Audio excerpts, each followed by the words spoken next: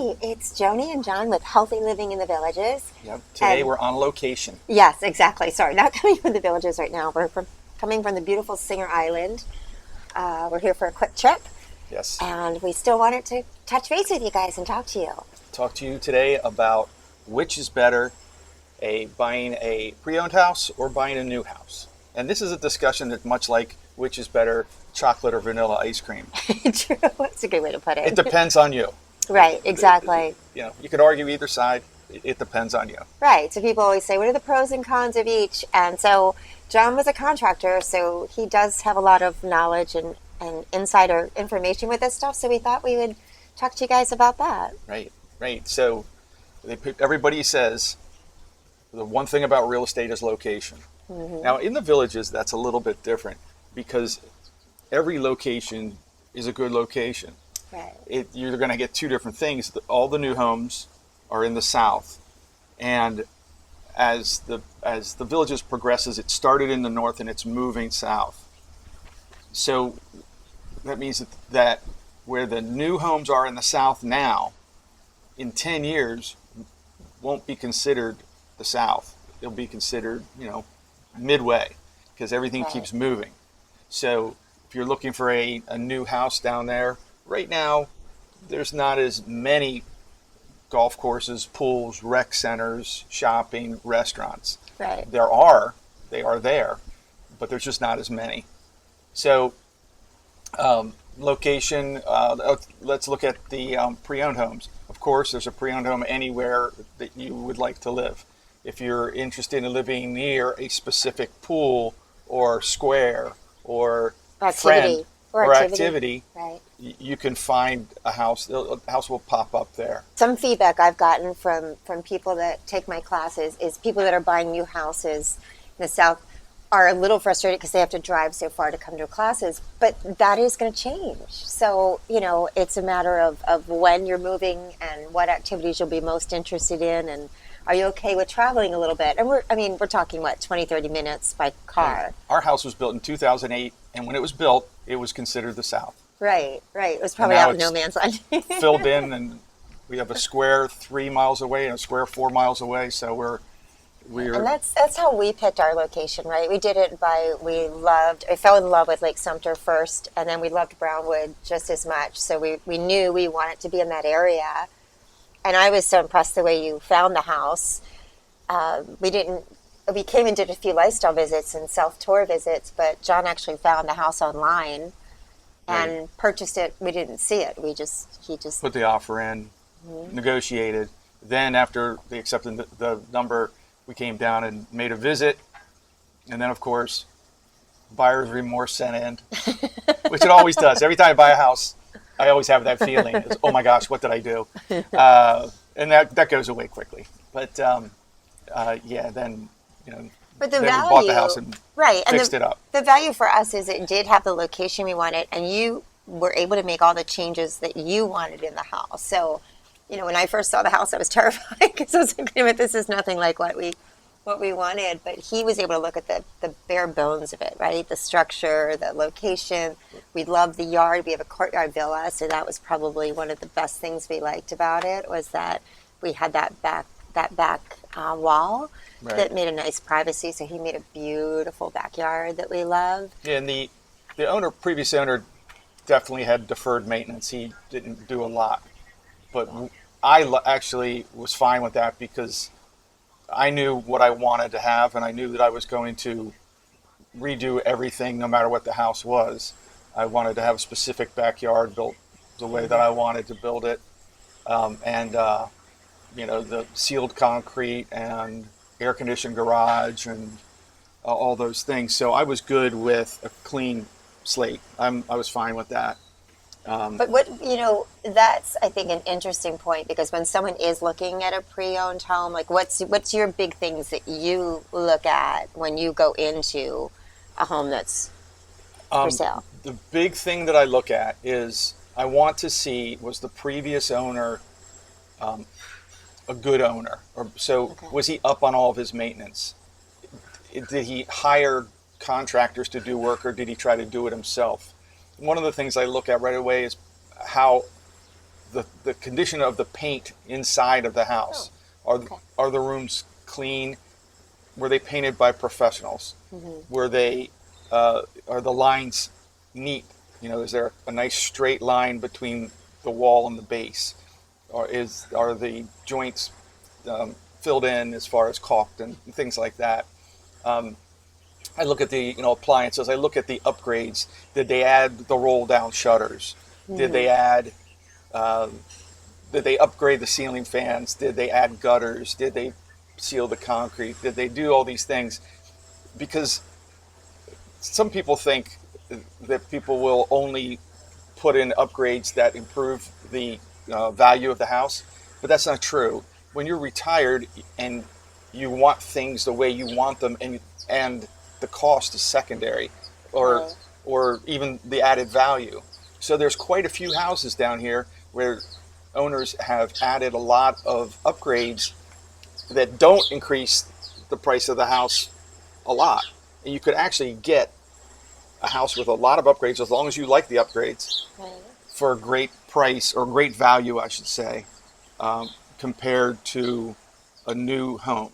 Now, let's argue the other side. I go to a new home. I can get a custom home. I can work with the designers. I can work with the builders. I can pick the floors I want. I can pick cabinets and kitchens and colors and things like that.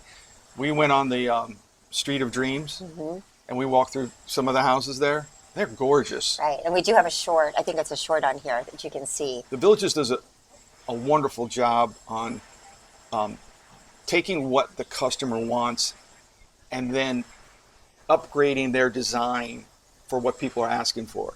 So one of the easiest things to see is if you go to the houses in the north, a lot of them look like a standard house with 8-foot ceilings. And then as you start going south, they start doing vaulted ceilings, and they do open floor plans. And now I saw them under construction. They're doing these concrete tilt-up walls, which adds so much value to your house. Now, if you don't know what that is, that's where they're making the wall in a factory. So they make the wall. It's concrete. They put it on a truck. They get a crane. The crane takes it off the truck, puts it in place, and they lock them together.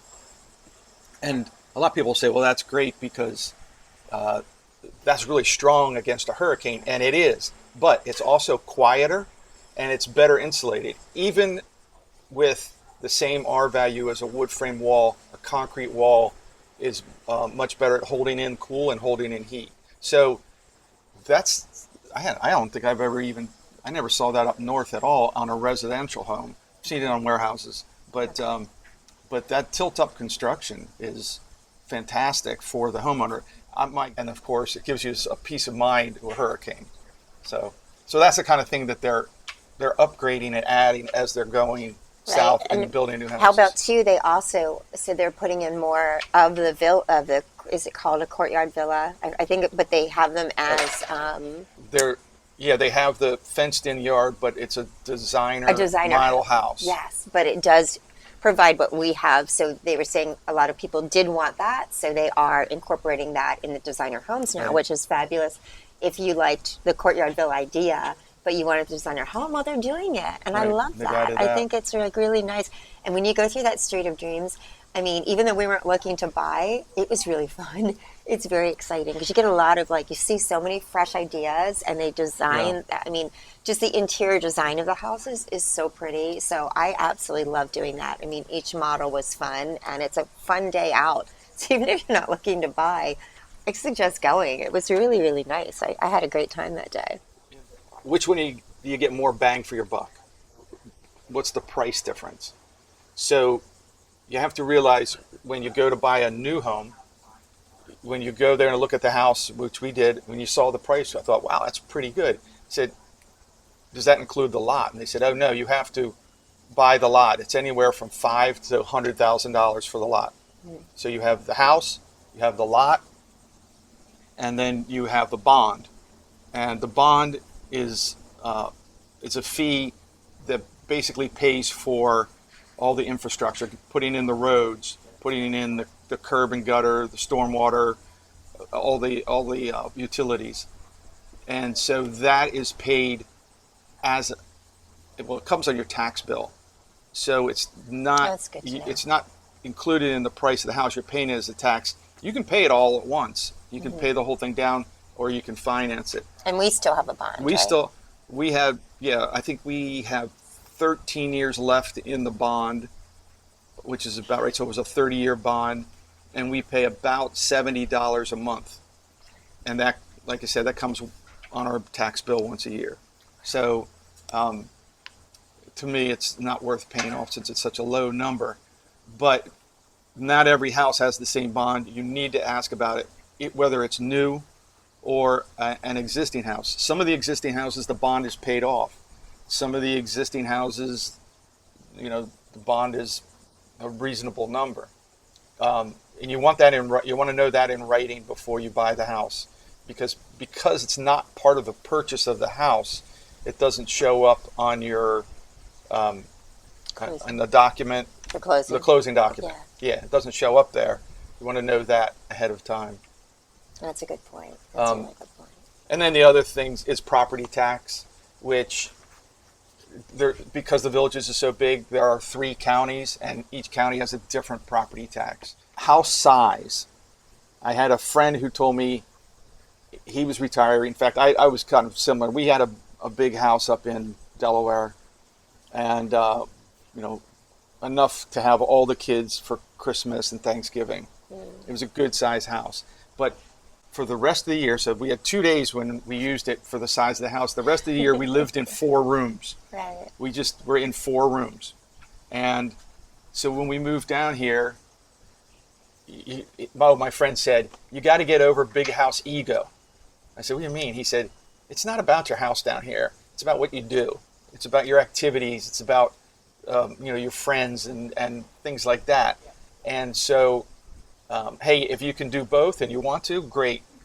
We love our much smaller home. It's about a third of the size of our old house, but we still live in 4 rooms. I love having a kind of a streamlined. It feels streamlined, and let's face it, for your health and wellness, community and social connection is so imperative, and that's really what you have here, and that's, I think, the most valuable part of here. So it was a big change. How about the xeriscaping in the yard? I mean, that was huge. I no longer have a lawn. I don't miss it. We love it. I don't miss my lawn. I had a nice lawn. I took care of my house and my lawn and my edging and my mulching and everything, and I don't miss it. Right. I'm We spending the love time I having used to spend on the xeriscaped. lawn playing pickleball or Right. water volleyball or something like that. And and a lot of people, if I say we have a xeriscaped house, they're like, well, what if you eventually get a dog again? Because we did used to have 2 dogs that we missed terribly. But a lot of our neighbors in our area that have xeriscaping like we do, they have a cute little like a pet rest stop in their backyard. Our neighbors right next door, I It's love. like 14 feet by 14 feet. Yeah, they have and like a it's little grass. fire hydrant. And Is it real grass? No, it's fake No, grass. it's fake grass, and they have a little fire hydrant. They have a little white picket fence marking off the area, and that's where their dogs. That's where the dogs go. So there's ways to do it. So just absolutely love where we are. I love our neighborhood. I love everything about it. But just like John said, there's no wrong choice, because I think anybody you talk to is going to say the same thing. I love my neighborhood. I love my area, because everybody.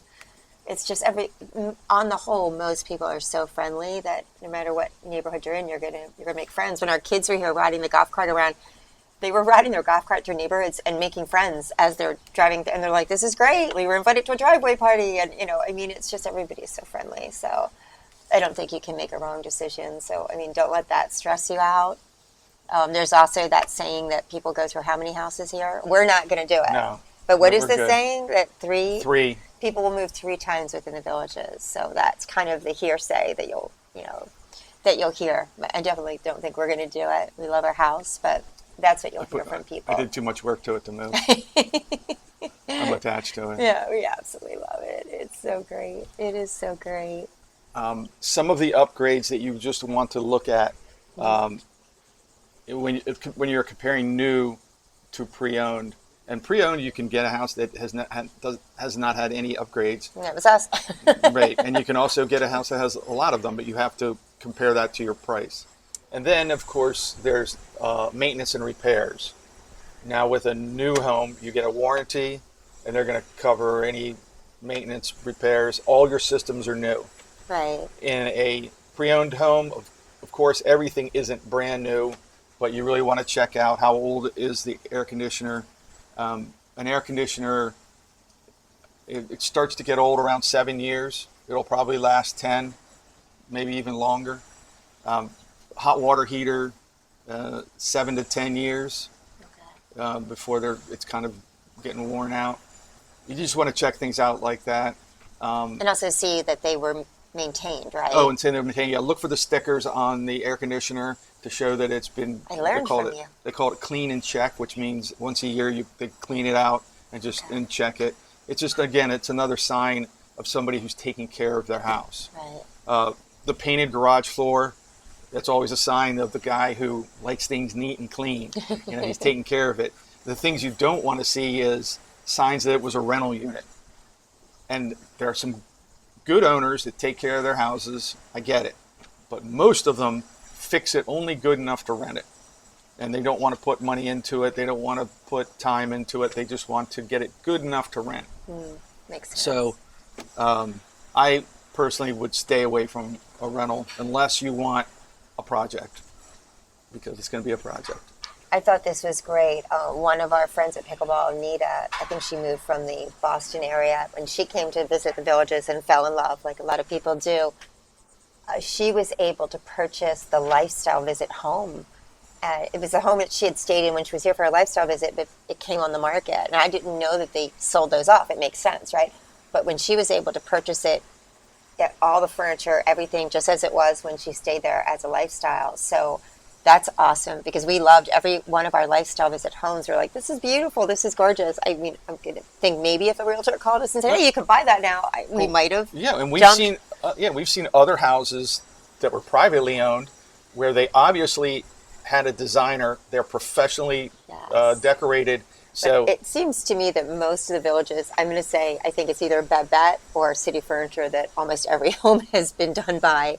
And they do a Babette is who we use, but they do a phenomenal job of helping you, put things together, and a lot of like the decorating stuff around the house that fits with what you're purchasing. So it's kind of a one-shop deal. And so, of course, every house is going to have an electric bill, an amenity fee, water bill, homeowner's insurance, internet, phone. Those go with either house. Right, exactly. That's another thing you have to just remember. Right. That is another expense of living down there. Okay. I mean, do I have to say food? No. You're going to eat food. When you're in the villages, healthy food only. when you're in the villages, you'll be eating healthy food. Thank you. So add that to your budget. So whether you buy pre-owned or new, or you like chocolate or you like vanilla, it's your choice. And I'm going to say that chocolate and vanilla is organic, healthy. Just have to throw that out there. Go ahead. Keep going. We really appreciate you guys tuning in and being part of the channel. Let us know what your experience has been. What did you choose? Did you get a new home? Are you looking at some of the pre-existing? What area you're looking at? Again, no wrong decisions, just exciting ones. So we look forward to seeing you guys around the villages. Make sure you stop and say hi. We're loving meeting you guys and hearing about your adventures as you come to visit and move here now. Heidi, we're so happy you're here. And we'll talk to you guys soon. Bye.